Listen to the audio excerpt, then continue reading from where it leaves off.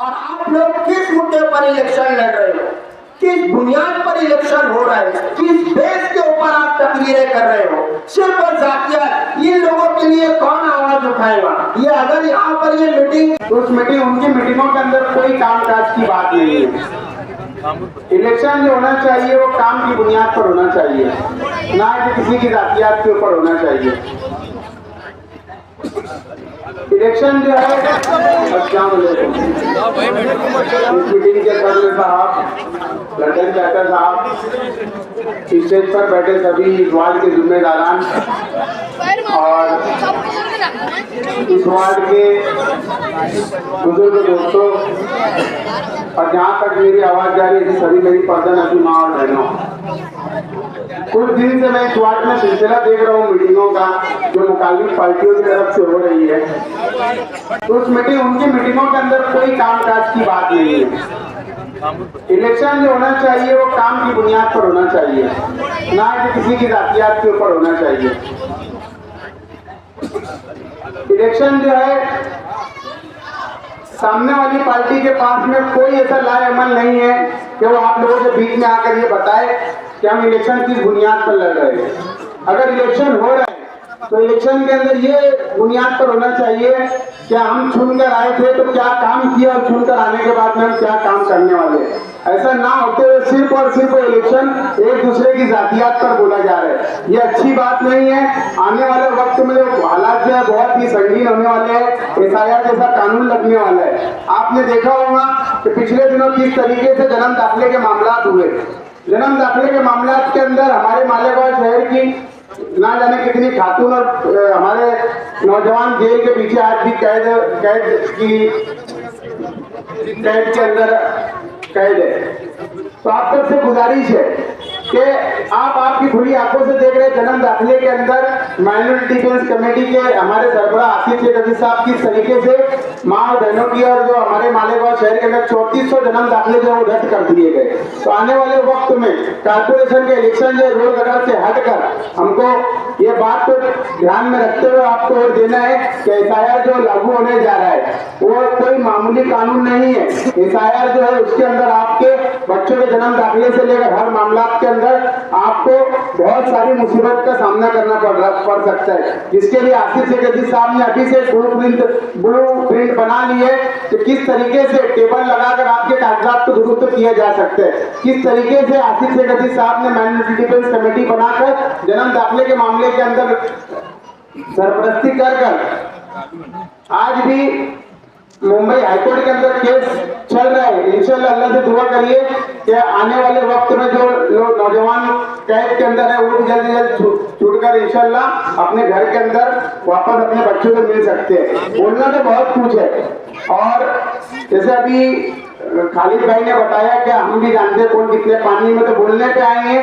तो हम भी ऐसी जातियात पर बोलेंगे कि तुम इस्लामाबाद छोड़कर अयूब नगर सैलानी चौक में आने की हिम्मत भी नहीं कर सकते। लेकिन हम जो आ रहे हैं तो ये सोच कर आ रहे हैं किस तरीके से मालेगांव शहर की आवाम का हम फायदा कर सके, किस तरीके से आने वाले वक्त में जो मुसीबत मालेगांव शहर के ऊपर आने वाली है SIR को लेकर, तो हम उसके लिए सोच फिक्र को लेकर आ रहे हैं। तो मैं आप सबसे गुजारिश करना चाहता हूँ कि ये जो पैनल वार्ड नंबर 20 के अंदर के अंदर जो पैनल आसिफ शेख अजीज साहब ने, बहुत ही जबरदस्त लोग हैं, बहुत ही सुलझे हुए लोग हैं, और यहाँ पर हमारे बाकी खुद यहाँ पर उम्मीदवारी कर रहे हैं खालिद अली साहब की एरिया। आप सब जानते हैं खालिद अली साहब के अंदर किस तरीके से कौम का काम करने का जज्बा और हिम्मत है। तो आप सबसे गुजारिश करना चाहूंगा ज्यादा ना बोलते हुए सिर्फ वो काम की बुनियाद पर वोट दीजिए, और सामने वालों को ये बोलना चाहूंगा कि आप जो लोगों के बीच में आ रहे हैं तो ये बताओ कि हम आकर आपके बारे में क्या सोच रहे हो क्या नहीं सोच रहे। आप सिर्फ आकर जातियात पर बोल रहे हो, ये अच्छी बात नहीं है, ये बात तो बंद होना चाहिए ये हरकत। मैं इतना ही बोलूंगा कि आने वाली 15 तारीख को रिक्शा निशानी के ऊपर भरपूर वोट देकर कामयाब करिए।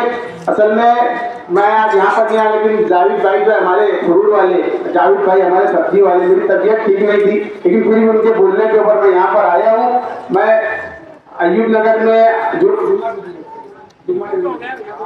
गुलशन नगर डिपो के अंदर जुम्मा के दिन जलसा है, इंशाल्लाह वहाँ पर मैं अपनी तमाम बातें रखूंगा। और मैं आप सबसे फिर एक बार गुजारिश करता हूँ कि देखो ये लोग चुनकर जाएंगे कि आसिफ शेख रशीद साहब के हाथों को मजबूत करेंगे, और इमाम वाले चुन के जाएंगे तो ये बीजेपी के हाथों को मजबूत करने वाले हैं। आपने देख लिया हुआ कि अकोला के अंदर आज बीजेपी ने और इमाम में जो है गठबंधन हुआ है। तो आप सबसे गुजारिश है कि 15 तारीख को भरपूर वोट देकर इस वार्ड के पूरे पैनल को कामयाब करिए। शुक्रिया, अस्सलाम वालेकुम। पीछे तो भाई जरा बहुत ज्यादा पीछे हो आराम से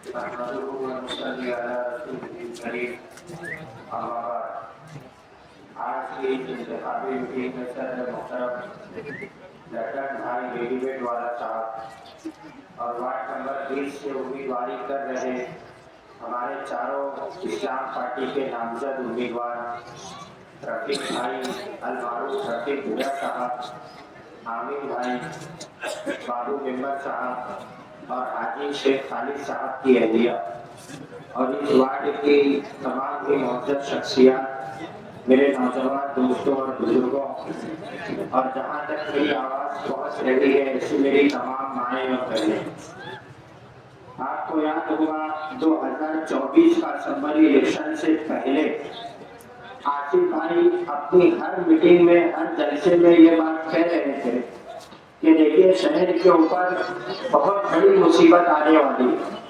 अगर आपने मुझे चुन करके असेंबली के अंदर नहीं भेजा तो ये शहर बहुत बड़ी मुसीबत से दो चार होगा, क्योंकि जो आदमी सियासत में मंझा हुआ होता है उसकी सियासत पर गहरी नजर होती है।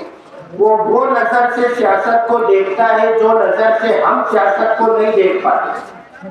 लेकिन असेंबली के अंदर उन्हें शिकस्त का सामना करना पड़ा और मालेगांव शहर की एक दूसरी पसंद की के शहर से हमने दूसरे नुमाइंदों को ईवान असेंबली के अंदर भेजा। अभी मैं आ रहा था तो कोई किसी का एक शेर मैंने सुना कि टूटे हुए लश्कर के भरम देख रहे हैं, टूटे हुए लश्कर के भरम देख रहे हैं और जिले इलाही के करम देख रहे हैं। ताकत का नशा अक्ल पे हावी है तुम्हारी, तुम देख ना पाओगे जो हम देख रहे हैं।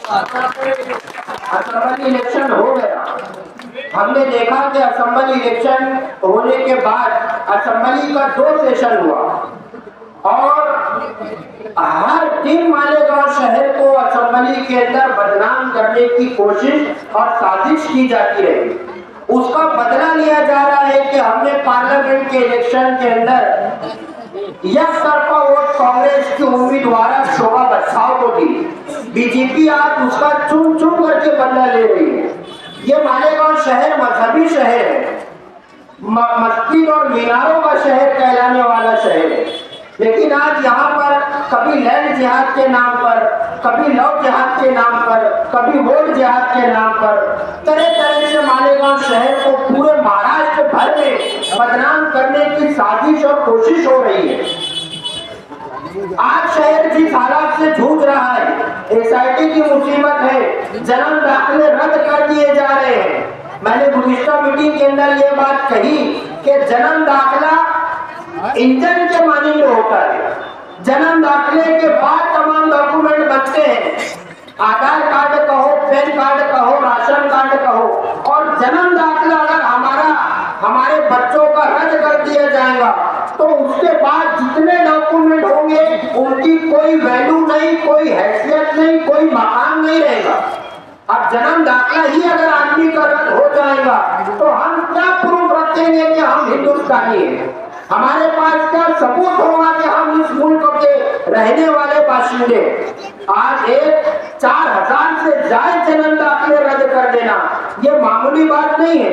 इतनी बड़ी मुसीबत से शहर जूझ रहा है। यहाँ के नौजवान जेल के अंदर, यहाँ की माए बहनें जेल के अंदर, एक गजाला नाम की खातून जो जेल के अंदर है, 3 महीने की उसकी दूध पीने वाली बच्ची को कोर्ट ने आदेश नहीं दिया कि वो बच्ची को जेल के अंदर ले करके जा सकती। वो माँ जेल के अंदर और उसकी 3 महीने की दूध पीने वाली बच्ची घर के अंदर। इतनी बड़ी मुसीबत से शहर जूझ रहा है। सियासत अपने उरूज पर है। बहुत कम वक्त बचा है कि पोलिंग का वक्त है 15 जनवरी को, और मुझे हैरत हो भी है इस माना करके जो मालेगांव के सियासतदान कहो या बाहर से जो लोग आ रहे हैं यहाँ पर बयानबाजी करने के लिए, सिर्फ जातियात पर बात की जा रही है।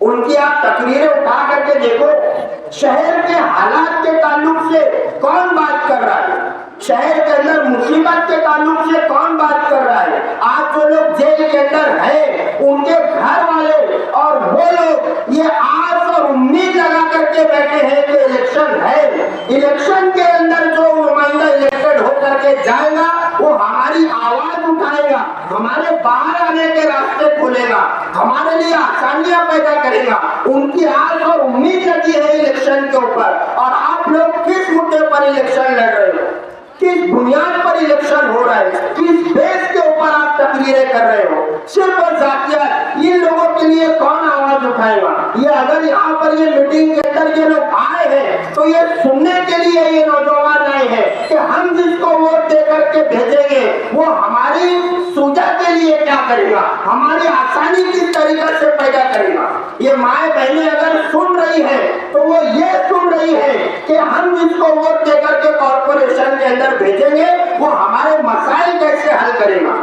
ये लोग इसलिए आए हैं, ये नौजवान अगर ये बच्चे आए हैं तो ये अपने मुस्तकबिल के लिए आए हैं कि हमारे मुस्तकबिल की बात होगी, हमारी तालीम की बात होगी, हमारी शिक्षा की बात होगी, हमारी सुविधाएं की बात होगी। और आप किस तरीके की बात कर रहे हो? आप सिर्फ जातियात और बाहर से जो लोग आ रहे हैं उनको भी आप जातियात का वो पाठ पढ़ा रहे हो कि वो भी वही बात कर रहे हैं, आप भी वही बात कर रहे हो। क्या इलेक्शन इसलिए आता है या इलेक्शन इसलिए हो रहा है कि किसका कारोबार क्या है, किसका कारोबार क्या है, किसका हराम का है, किसका हलाल का है? इलेक्शन इसके लिए हो रहा है क्या? अभी बात अगर शुरू होगी तो फिर बहुत दूर तक के जाएगी, लेकिन हमको जातियात पर इलेक्शन नहीं करना है, हमको जातियात पर इलेक्शन नहीं करना है, हमको आवाम की मसाइल के ऊपर इलेक्शन लड़ना है। जो माए बहनें आज जेल के अंदर है, आप अंदाजा करो, एक ऐसी जेल जहां पर क्रिमिनल लोग, जहां पर रेपिस्ट लोग, जहां पर पूरे समाज और माशरे से बिगड़े हुए लोग जहां पर जाकर के बंद होते हैं, और वहां पर मालेगांव शहर की बुर्कापोश खवातीन, इज्जतदार घराने की औरतें आज वहां पर बंद है। आप उनके ताल्लुक से आपको कोई फिक्र नहीं है, आप जातियात पर इलेक्शन कर रहे हो, आप जातियात की बात कर रहे हो। बाहर से जो लोग आए हैं आप उनसे सवाल करो, क्या आप कहाँ थे उस वक्त जब शहर के ऊपर मुसीबत आई? आप उनसे पूछो क्या आप कहाँ थे उस वक्त जब 178 की बस्ती को बुलडोजर लगा करके पूरी बस्ती को डिमोलिश कर दिया गया? आप उनसे पूछो कि आप कहाँ थे जब सर्वे नंबर 110 की बस्ती को डिमोलिश करने के लिए बुलडोजर आकर के खड़ा हो गया? आप उनसे पूछो कि उस वक्त आप कहाँ पर थे जब मस्जिदों को नोटिसें दे दी गई कि आपके मस्जिदों के ऊपर से स्पीकर उतार दो?